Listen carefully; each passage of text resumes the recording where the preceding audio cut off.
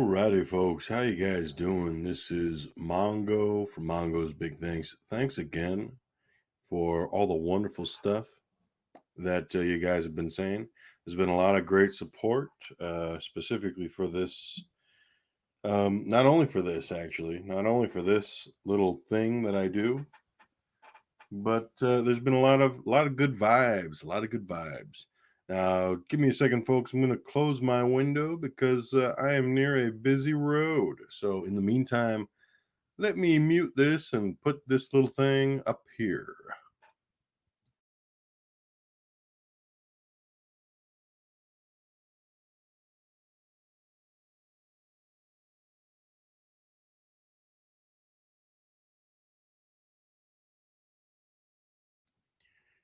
Alrighty then. Alrighty then. All right.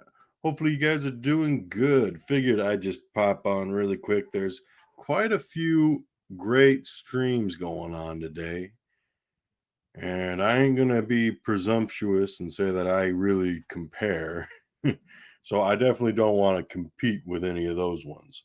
But anyhow, I figured it'd be a good time as any to do a little bit of read another chapter in this good old book here, King Kong versus Tarzan by Will Murray.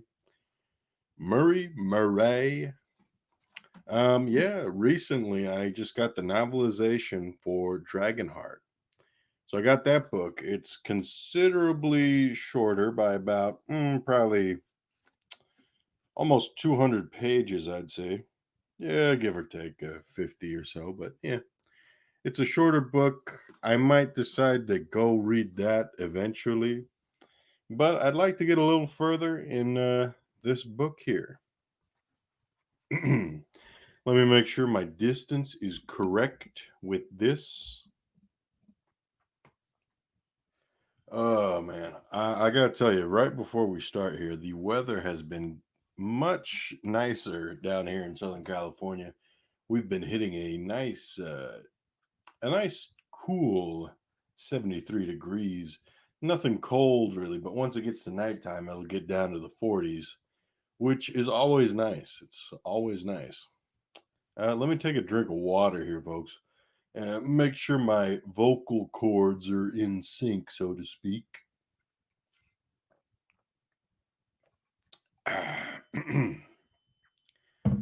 Just had some aspirin earlier, chase away that headache, hopefully. But anyhow, hopefully this ought not to be a very long thing. It'll probably be around, let me see here. Well, the nice thing, this will be about another 10 pages here. So we're inching along. We're inching along through this book. But anyhow, folks, let's get down to it. King Kong versus Tarzan by Will Murphy. Chapter 3. Captain Englehorn, I have someone you might like to meet, announced First Mate Jack Driscoll. As he approached the sandy shore where the work party was engaged in determining the safest route through the lagoon fronting Skull Mountain's brooding rock countenance. The skipper and Carl Denham were having words over the task at hand. They turned, and various expressions rode their startled features. "Well, what have we here?" rumbled Englehorn, wintry eyes crinkling at the sight of the old woman. "Says she's the guardian of Kong," returned Driscoll. "Calls herself Panjaga. Claims she can help us." Carl Denham made a skeptical noise deep in his throat, demanding, "How is it she speaks our lingo?" And Captain Englehorn proved wiser. "Ma'am, how can you help us?" he inquired. "You have put Kong to sleep. I can keep him that way for as long as necessary." With what, your magic juju stick?" snorted Denham, planting both hammy fists on his hips. Panjaga riveted the filmmaker with such a cold look that he immediately swallowed his derision. She also says she can help us to feed him, added Driscoll. Well, now, that's something that perks up my interest, admitted Denham. He strolled up to the old woman, towering over her. Spill it. What does the big bruiser eat? Kong is the lord of Skull Mountain Island, Penjaga said severely. He eats whatever he wishes. Be specific. We haven't got time for riddles. Kong enjoys bamboo, coconut, plantain, crabs and turtles, the flesh of certain lizards, many plants and grasses. I will point them out to you. You must gather up all you can. His appetite is very great. Driscoll said, from what she says, we'll have to fill every cargo hold and squeeze the surplus into the coal bunkers as well. Then there will be no room for Kong. Penjaga interrupted. You white men know how to fish?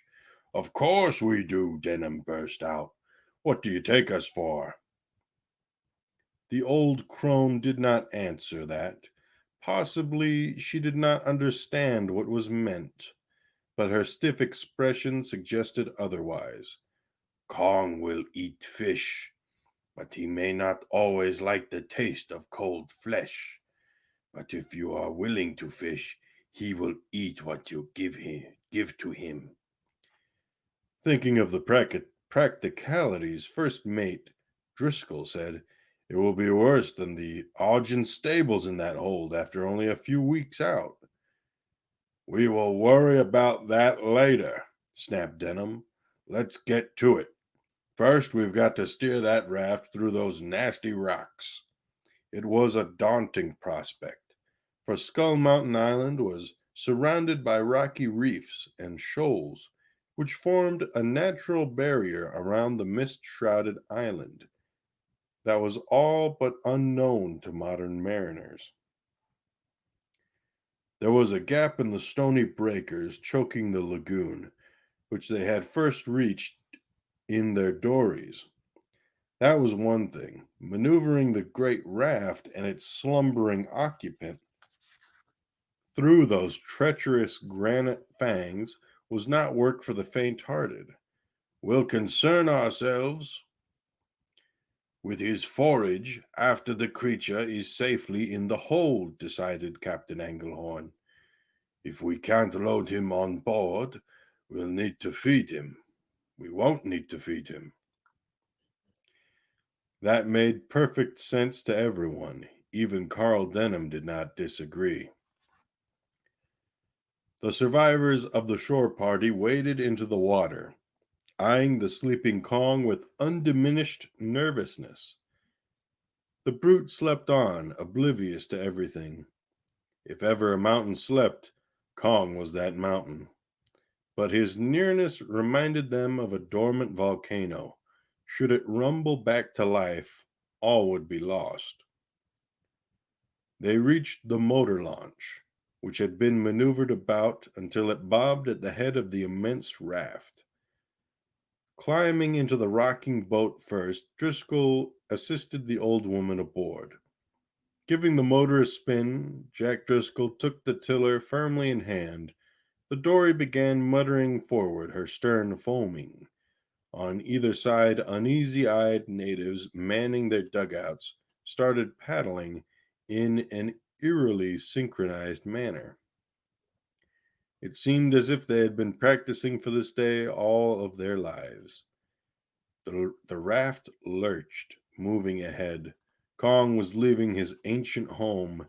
In the bow, Carl Denham asked Captain Engelhorn, how much do you think he weighs? I would judge better than 10 tons, possibly 15. Will the ship's cranes manage that load? Engelhorn shook his grizzled head. Individually, I doubt it, but working together, we have a chance. Oh, let's see. We have someone down in the chat. Oh, we got Bone. How you doing, Bone? What up, Mongo? Ah, nothing much. I figured I'd just read a chapter of this book here, King Kong versus Tarzan. Figured I'd read a chapter. You know, it's kind of one of those days where it's like, yeah, I want to do something, you know, one of those days. Hopefully, you're having a good day, whatever you're doing or whatever you've done. And hopefully, you can kick back, relax a bit, and I'll tell you a tale. I'll tell you the tale of King Kong and Tarzan, or at least one chapter of it. We're in chapter 3 right now, but anyhow. Let's see. Engelhorn shook his grizzled head. Individually, I doubt it, but working together, we have a chance. I don't like to hear that kind of talk, snapped the burly showman. What kind of talk? Returned the skipper shortly. This is a matter of practicality. Where I come from, Denham asserted, stabbing his chest with one thumb for emphasis, it's do or die. My whole career is at stake. Get me? Every dime I own is sunk into this enterprise. Engelhorn nodded silently. And the lives of my crew and the future of my ship are equally at risk. Exactly. That's why we can't fail. It's not in the cards, and we can't afford it. So let's start thinking positively, shall we? You have a point, Mr. Denham, allowed Engelhorn. You have a point. We must exclude failure from our vocabulary. Denham beamed broadly. Well, now we are talking. Especially if we want to survive, murmured Engelhorn, half under his breath. Denham suddenly lost his enthusiasm. The captain's quiet words were chilling, but the ambitious movie maker did not dwell on them. He simply fell silent and stayed that way for a very long time. Oh, that's good. That's always good, you know. It's going good so far. I tell you. Yep, the road gets bumpy, you know, this great road called life, and yeah, I just try to keep rolling along, I guess. Oof. Let's see. Oh wow, we're already halfway. Well, not halfway through, but we got a few more pages. Anyhow, as the bizarre procession approached the Black Rocks, a pair of pterodactyls glided by, swooping. They dipped and cavorted in the air, beady red eyes stabbing downward. Driscoll watched them warily.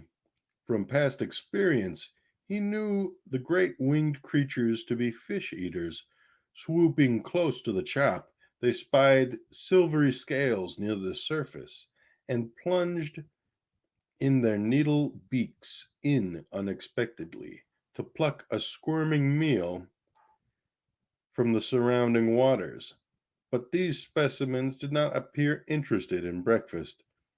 Their avid orbs were upon Kong, only Kong. I don't like the way they're eyeing us, muttered the first mate to his captain. Think nothing of it, returned Engelhorn. Prehistoric vultures, nothing more, nothing less. Abruptly, one dipped a wing, like the membranous kite catching a downdraft. The angular creature flashed overhead, casting a morning shadow as large as a small airplane.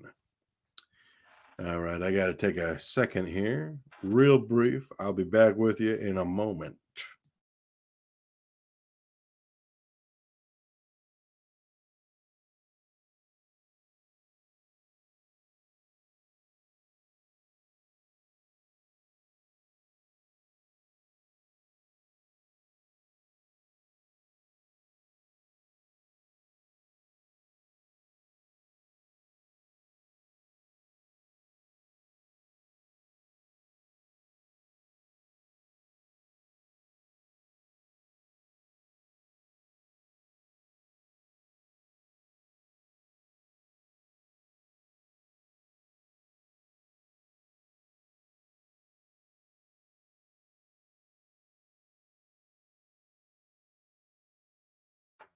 Alrighty, folks. I am back.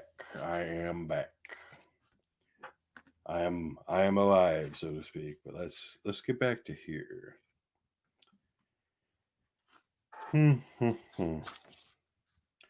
Abruptly, one dipped a wing like a membranous kite catching a downdraft. The angular creature flashed overhead, casting a morning shadow as large as an airplane. Everyone ducked, fearing an attack. It was good that they did so, for their clothes were soon spattered by a malodorous goo that was unpleasantly hot. At the tiller, his broad back to the trailing raft, Jack Driscoll got the worst of it. "What is this?" he roared, shucking off his uniform jacket. Before he could examine it, a second load of guano plopped down atop Kong's unprotected chest, forcing natives and white men alike to duck. Giving off shrill cries, the two pterodactyls, having relieved themselves on their former antagonist, sailed off, whip thin tails making them resemble bat winged devils of Earth's prehistoric past. The natives shook their dark fists at the retreating forms, and the chief took up his war spear and cast it all in one smooth, continuous motion. It missed, but not by very much. One pterodactyl veered wildly at the sound of the missile hissing past. "What were you saying?" Sorry. "What were you saying a minute ago, Mr. Driscoll?" Englehorn said tartly. "Something about the Augean stables." "They're giving Kong a send-off, fitting of their age-old feud," crowed Denham. "Well, that's all over and done with now. Kong is ours." "Kong belongs to no one," murmured Penjaga, who, alone of the dory occupants, had not been soiled by the pterodactyl's final insult to the former monarch of Skull Mountain Island. As the equatorial sun continued climbing toward the noon hour, vapor arose from the inert mountain of hair and muscle meat that was Kong. It was an eerie sight. The monster lay unmoving, except for the slow and rhythmic rise and fall of his massive chest, his nostrils distended with every slow exhalation. Otherwise, Kong did not stir. At sight of the ghostly mist arising from the hairy ogre, the natives of Skull Mountain Island showed their superstitious side. "Kong! Kong!" "What were they jabbering, Captain?" asked Jack Driscoll. Englehorn explained, They think Kong is dying, and that mist is the soul of the creature escaping his mortal body." Denham grunted. "Haven't they ever seen tropical steam rising before?" "Of course they have," snapped Driscoll. "But they've never seen Kong in this condition, and the steam is going to work on their imagination." Captain Englehorn turned to the natives in the dugout canoes and made explanations in their own language. The natives soon subsided, and it was well that they did so. The work that lay ahead was daunting and difficult. At the tiller, First Mate Driscoll carefully guided the boat through the breakwater rocks, navigating with an iron-handed calm that would have impressed any sailor on Earth. When necessary, he pointed starboard or port, whereby the natives could change the pitch of their paddling so as to keep the great raft and its anthropoid cargo on course. All the while, Kong's hirsute form gave up ghostly tendrils of vapor. "Losing that water weight," commented Denham, "might make Kong easier to lift." Captain Englehorn remarked, "You may be right at that, Mr. Denham. The test that lies before us is a dangerous one. Ah, we'll get it done. Engelhorn said nothing to this. He was measuring the distance between the motor launch and the Wanderer, whose angular profile stood out beyond the outermost shoal rock. He reckoned it to be less than 3/4 of a nautical mile. Threading the black rocks proved to be the least of it. A great deal of the credit went to Jack Driscoll, who knew just enough of the treachery of Skull Mountain Lagoon to sheer off from the half submerged reefs before he encountered them. When at last they put the stony fangs behind them, Denham turned and whistled low in open admiration. Snappy job of navigating, I'll give you that, Driscoll. The first mate did not respond in any kind. His searching eyes were cast on the deck of the Wanderer, which boasted an A-frame derrick capable of lifting cargo weighing several tons. But that was cargo secured in boxes and bales, not living meat and bone distributed along a 30-foot tall frame. Driscoll knew that he would need both booms if he hoped to hoist Kong aboard. Now came the first truly difficult portion of the transfer. Captain Engelhorn took command at this point. First, he gave his first mate a chopping hand signal. No words were necessary. Driscoll cut the outboard motor and gestured to the native canoemen to cease paddling. Engelhorn backed that command with quick words in their language. Clear of the rocks, the great raft slowed, jostling the motor launch. It was moving along under its own momentum now, and all hands got to work cutting away the lashes. Driscoll was the first to chop away at the launch towline rope. There was no time to do anything fancier. Engaging the outboard motor, he sent the launch scooting ahead and out of the way of the still traveling raft. While he was departing, the natives cut and hacked away at their grass and vine ropes, freeing themselves of the great log contraption.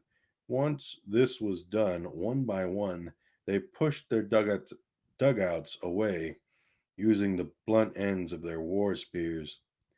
This was smoothly accomplished. Very quickly, the colossal raft was bobbing along, unguided by man. Separating the small vessels stood off while their occupants watched the raft's gliding progress.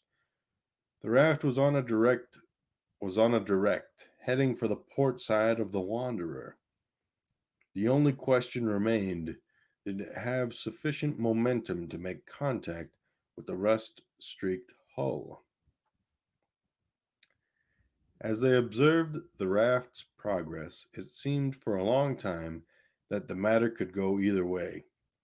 The vaporous condensation evaporating off the drying fur of Kong was greatly diminished now. The tropical heat had evaporated the greatest portion of seawater which had infiltrated the monster's coarse black fur. At last the raft bumped the Wanderer, jarring her only a little, only a little. The great flotation arrangement of tarred logs and bamboo cross pieces bounced backwards, but not by very much.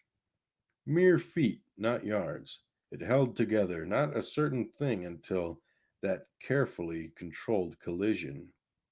Smooth work, commented Denham. He was beaming. The dynamic director was seeing the possibilities, while all others were concentrating on the peril of the mad undertaking. Starting up the launch motor, Driscoll piloted the lean craft toward the rusty old tramper, while Engelhorn waved the natives back, calling to them in their native language primitive expressions of gratitude. In truth, the old salt did not want the natives clambering onto his ship for fear that they might overrun it. Showing expressions that mingled relief with disappointment, the natives rapidly turned their dugouts around and made for land, and for the familiar safety of their wooded island. with its great stockade wall and brooding skull knob overlooking all. As Jack Driscoll sent the launch sweeping around, he measured the situation. Kong's great form was evenly distributed upon the buoyant framework. The raft was oriented with Kong's massive feet pointed at the old freighter's hull, exactly as planned. To Captain Anglehorn, he suggested, "If we can drop lines to the raft, we can jockey it around until Kong's head is pointed toward the stern. That would be the best way of lifting that brute," admitted Engelhorn. Denham remarked, "If you drop a line to the chain linking his ankle bracelets, and another to his wrist chain, I'll bet $50 that the beast goes up in one smooth pull." Driscoll shook his head. "No, that raft will serve as a pallet. We'll hoist up the raft, and Kong will come up with it." Glowering, Denham charged back to the dory's stern and demanded, "What if the damn raft breaks? Did you think of that?" "I did," returned Driscoll firmly. "I thought of that a lot. But those cranes are designed for cargo, not something the size of a Greek cyclops. Better to lift the raft and hope she holds than risk Kong pulling down our booms if his unsecured weight shifts and becomes unmanageable." "But he's not strapped down." "We'll see what we can do about that," Driscoll said. Denham was not satisfied. He whirled on Captain Engelhorn, bellowing, "I don't like the way this is shaping up. I don't think it's safe." The skipper said methodically, "I agree with you, Mr. Denham. It is patently not safe. But Mr. Driscoll is correct in his estimation. The raft will provide stability, and stability is the thing we most value in moving loads." "Kong is not a load," barked back Denham.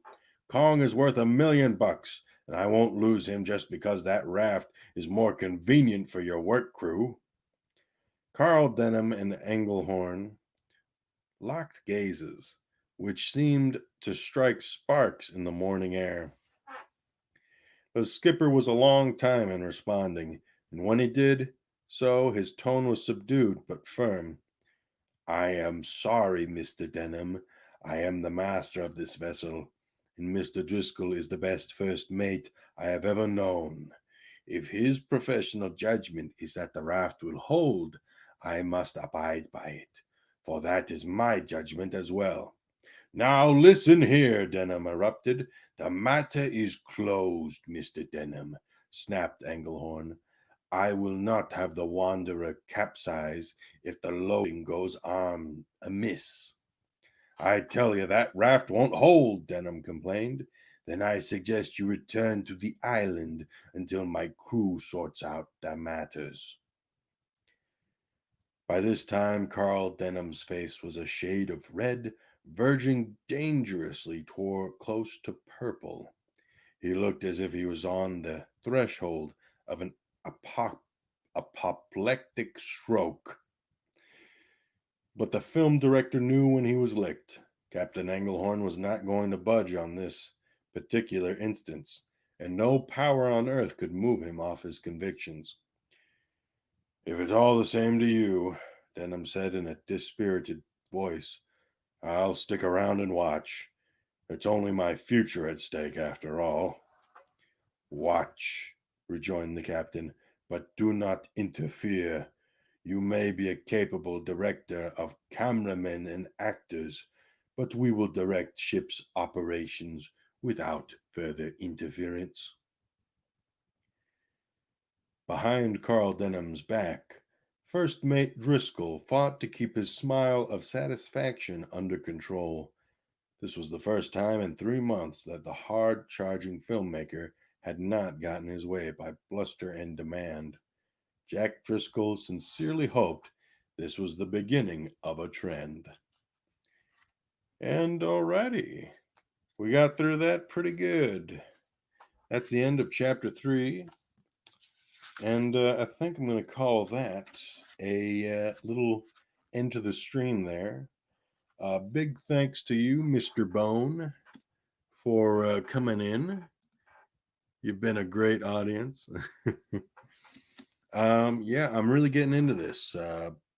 I'm hoping that pretty soon we'll get into the actual Tarzan stuff. But it's looking like it's going to be a lot of Kong, and it's going to be a lot of chapters before we get to Tarzan. So, in the meantime, I hope you guys have a good rest of your day. Thanks a bunch, Bone. You are great. Um, let's see. So, with that, folks, I think that's about it. Thanks a bunch for watching. And yeah, this was just a little impromptu stream. I'll see you guys later. And always be nice to each other. Bye bye, folks. See you later.